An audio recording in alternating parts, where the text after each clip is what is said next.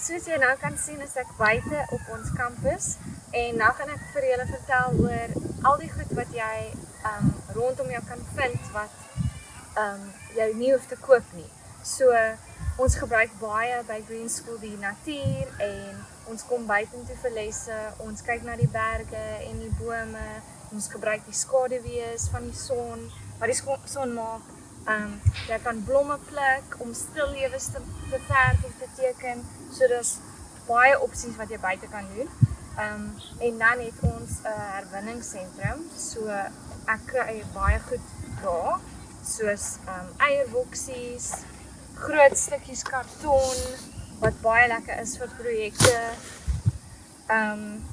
Ons het die eierboksies gebruik om papier-mâché houertjies te maak, so dis baie lekker vir 'n projek.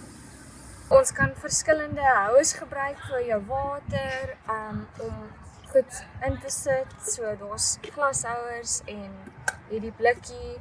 Ek het ook hierdie gemaak, so in plaas daarvan om stickers te gebruik, het ek klein boodskapies op doppies geskryf om vir die kinders te sê, wel gedaan of gaan so aan, so dis 'n lekker reward system. En dan het ons ook hierdie doppies van die akriel verfhouer en hierdie kan jy gebruik om verf op te meng of as palette. Dan het ons ook stukkies lap van ouers afgekry of enigiemand wat dit vir jou kan gee, so in plaas daarvan om nuwe groot stukke lap te gaan koop. En dan het ek ook by 'n thrift winkel voorskote gekoop of ou T-hemde wat jy kan gebruik, wat die kinders kan gebruik.